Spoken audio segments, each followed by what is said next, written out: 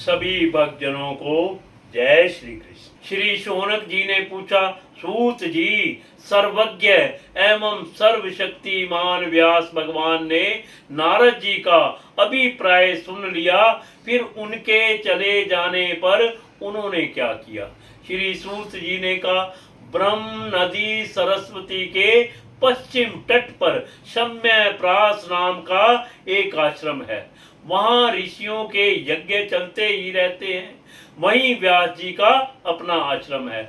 उसके चारों ओर बेर का सुंदर वन है। उस आश्रम में बैठकर उन्होंने आचमन किया और स्वयं अपने मन को समाहित किया। उन्होंने भक्ति योग के द्वारा अपने मन को पूर्णतः एकाग्र और निर्मल करके आदि पुरुष परमात्मा और उनके आश्रय से रहने वाली माया को देखा। इसी माया से मोहित होकर यह जीव तीनों गुणों से अतीत होने पर भी अपने को त्रिगुणात्मक मान लेता है और इस मान्यता के कारण होने वाले अनर्थों को भोगता है। इन अनर्थों की शांति का साक्षात साधन है केवल भगवान की भक्ति योग, परंतु संसार के लोग इस बात को नहीं जानते। यही समझकर उन्होंने इस परमहंसों की संहिता श्रीमद् भागवत की रचना की। इसके श्रवण मात्र से पुरुषोत्तम भगवान श्री कृष्ण के प्रति परम प्रेममयी भक्ति हो जाती है, जिससे जीव के शोक मोह और भय नष्ट हो जाते हैं। उन्होंने इस भागवत संहिता का निर्माण और पुनर्वृत्ति करके इसे अपने निवर्ती प्रायण पुत्र श्री सुखदेव जी को पढ़ाया। श्री शौनक जी ने पूछा, श्री सुखदेव जी तो अत्यंत निवृत्ति प्रायण है, उन्हें किसी भी वस्तु की अपेक्षा होती ही नहीं है, वे सदा आत्मा में ही रमण करते हैं। फिर उन्होंने किस लिए इस विशाल ग्रंथ का अध्ययन किया? शौनक जी, अब मैं राजश्री परीक्षित के जन्म कर्म और मोक्ष की तथा पांडवों के स्वर्ग रोहण की कथा कहता हूँ, क्योंकि इन्हीं से भगवान श्री कृष्ण की अनेकों कथाओं का उदय होता है। जिस समय महाभारत युद्ध में कौरव और पांडव दोनों पक्षों के बहुत से वीर गति को प्राप्त हो चुके थे और भीमसेन की गदा के प्रहार से दुर्योधन की जांग टूट चुकी थी, तब अश्वत्थामा ने अपने स्वामी दुर्योधन का प्रिय कार्य समझकर द्रौपदी के सोते हुए पुत्रों के सिर काटकर उसे भेंट किए।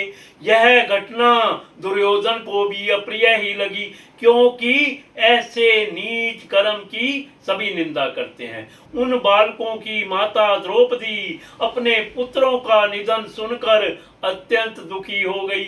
उसकी आंखों में आंसू छलछलाए, वह रोने लगी। अर्जुन ने उसे सांत्वना देते हुए कहा, कल्याणी, मैं तुम्हारे आंसू तब पोंछूंगा जब उस आतताई ब्राह्मण धम का सिर गांडीव धनुष के बाणों से काटकर तुम्हें भेंट करूंगा और पुत्रों की अंत्येष्टि क्रिया के बाद तुम उस पर पैर रखकर स्नान करोगी।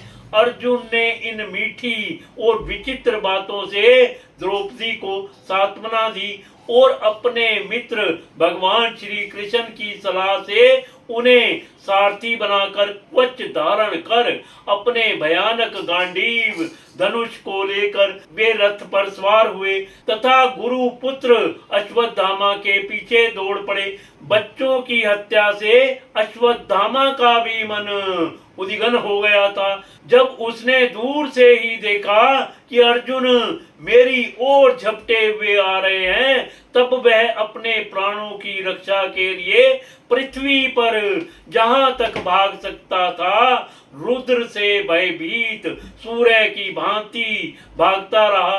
जब उसने देखा कि मेरे रथ के घोड़े थक गए हैं और वे बिल्कुल अकेला है, तब उसने अपने को बचाने का एकमात्र साधन ब्रह्मास्त्र ही समझा। यद्यपि उसे ब्रह्मास्त्र को लुटाने की विधि मालूम ना थी, फिर भी प्राण संकट देखकर उसने आचमन किया। उस अस्त्र से सब दिशाओं में एक बड़ा प्रचंड तेज फैल गया। अर्जुन ने देखा कि अब तो मेरे प्राणों पर ही आ बनी है। तब उन्होंने ही श्री कृष्ण से प्रार्थना की।